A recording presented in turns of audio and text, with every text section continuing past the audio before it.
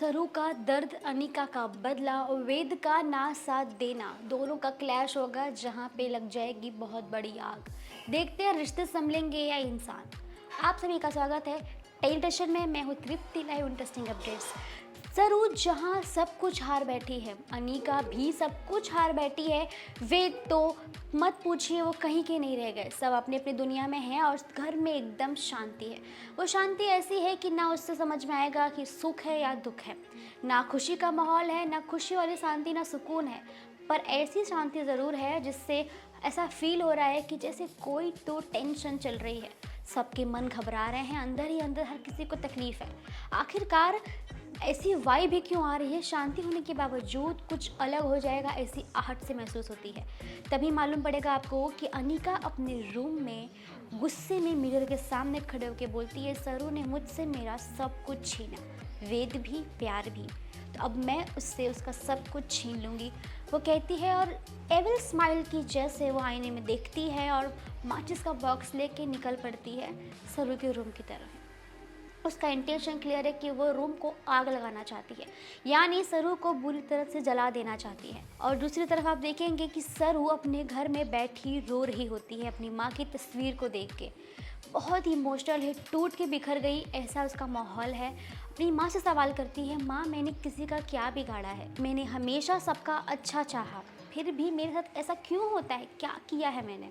इतना कह के रो रही होती है, तभी उसे हल्की सी छाया नज़र आती है दरवाजे के नीचे से। उस छाया को देखते ही उसके मन में कुछ तो डाउट सा आता है और वो उठ के उसकी तरफ जा रही होती है। तभी उसको दिखाई देता है कि वहाँ अनिका खड़ी है।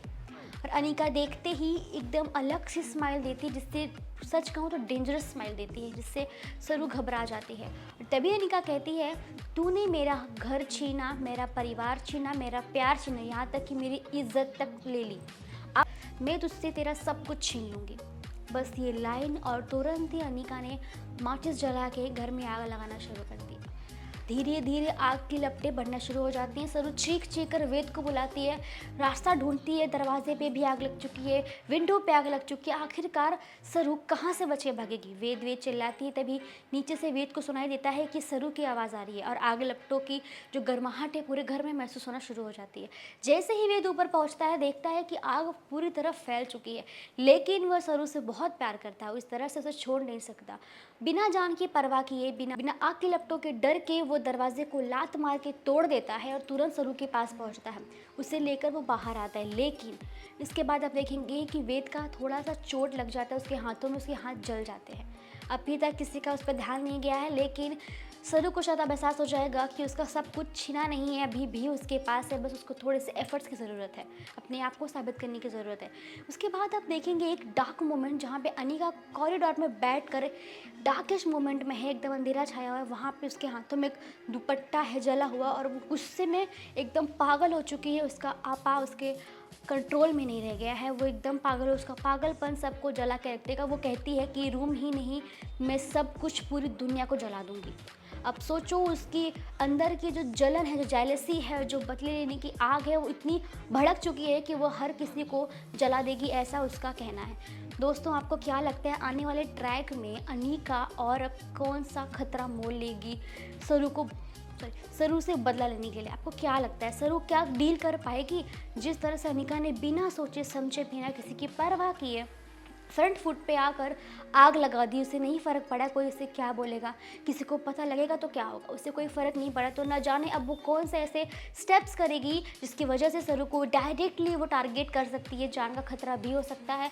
अब अब इंटरेस्टिंग हो जाएगा जानना कि अब अनिका का अगला कदम क्या होगा। और सबसे बड़ी बात, अनिका अब ओपनली आके सारे गेम्स को खेल रही है, पीठ पीछे नहीं, जिसमें उसको सरू को सेफ खुद को करना काफ़ी आसान भी है, क्योंकि सरू को पता चल चुका है विलन अनिका है और अनिका कौन कौन से स्टेप ले सकती है।